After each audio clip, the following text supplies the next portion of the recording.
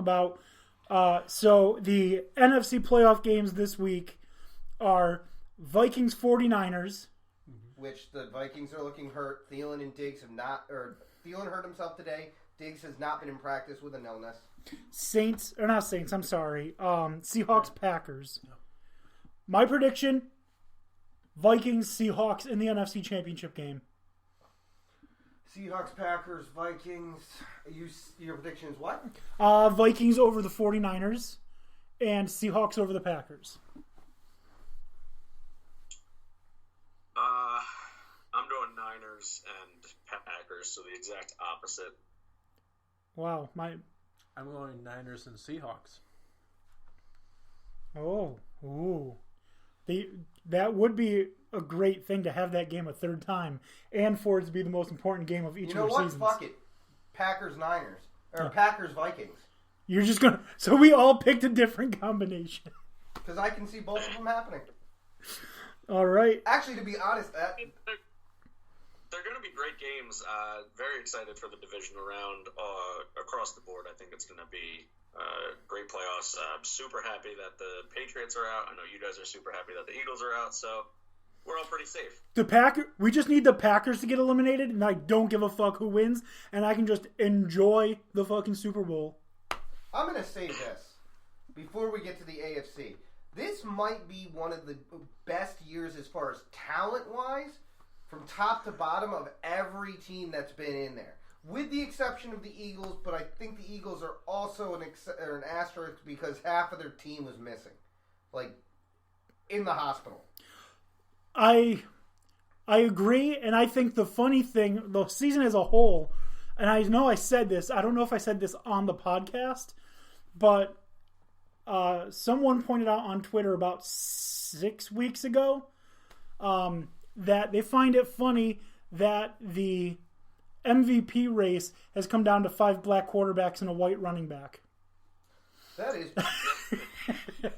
That's a fair point. Because at the time, it was Lamar, Russell Wilson, Dak, Deshaun Watson, and Pat Mahomes were the 5, and then obviously Christian McCaffrey as the running back. Like, that is kind of crazy. It's kind of like in the longest yard there.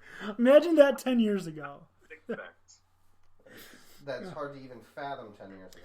All right. So we already talked to AFC, but we'll just reiterate. I have Texans, Ravens in the AFC Championship. It's Texans, Chiefs, Ravens, Titans. I want the AFC to win. If any of those 4 teams win, I would be happy for any of them. I want them to win. I'm going with the favorites. So you're going Ravens, Chiefs? Yeah. Okay. I think the Texans could win, but quite honestly, I want to see the showdown between Lamar and Pat Mahomes, so I'll go Chiefs, Ravens. All right, same thing with Dan. You're going to be the odd man out. Chiefs, Ravens. All right. Like I said, I think any 4 of those teams would be good representatives in the Super Bowl. The reason I'd say that, actually, I can see a way that Tennessee ends up winning this. I really can. Mm-hmm. But that's a bigger challenge.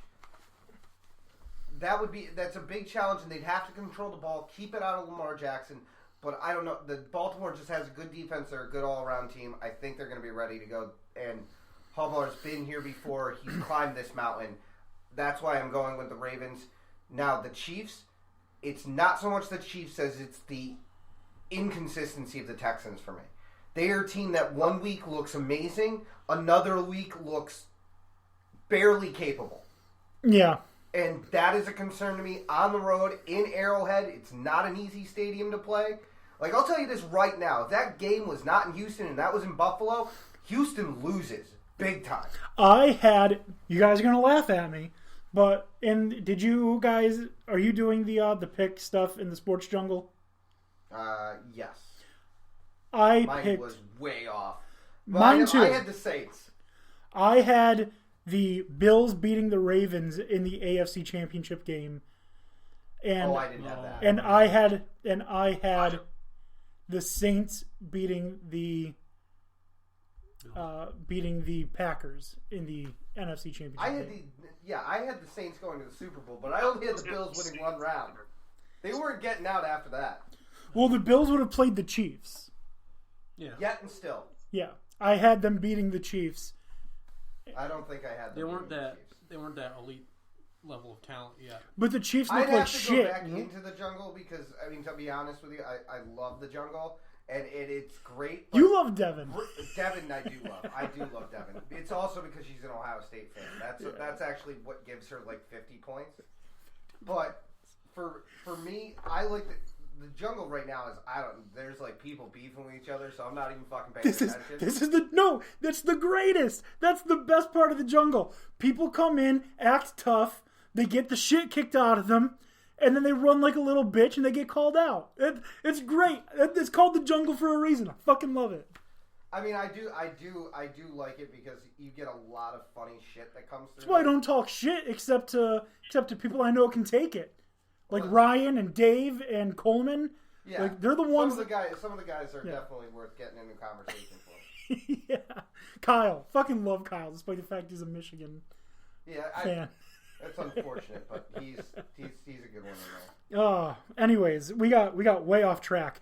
So those are our predictions for the championship games. Obviously, we'll talk about what actually happened next week. Right. Well, what's Vegas going to do? Yeah.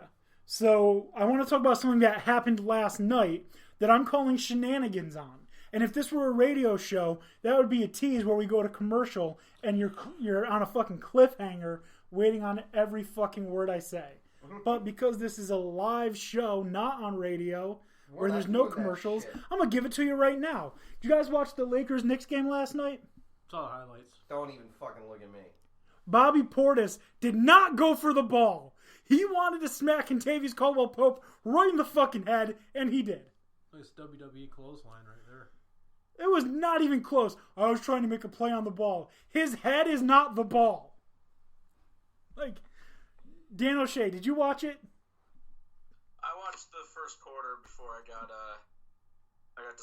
distracted.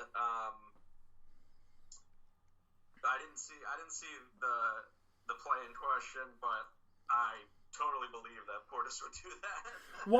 Watch it. Just Google Portis smacks Pope, and you'll see like a million videos pop up. He fucking palmed the dude right in the fucking forehead. Like, it wasn't even close. And he was trying to claim that he was trying to make a play on the ball.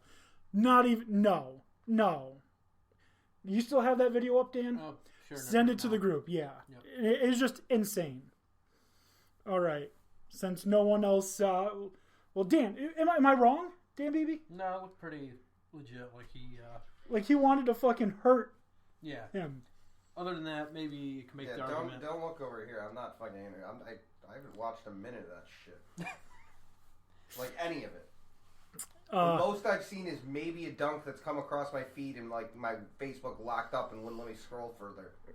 Well, Dan Beebe's sending it to the group, so when you have a minute, you just sent it. When you have a minute, check it out because it's ridiculous. I enjoy Dirty Foul or anybody trying to fight. Like, I support that. Yeah.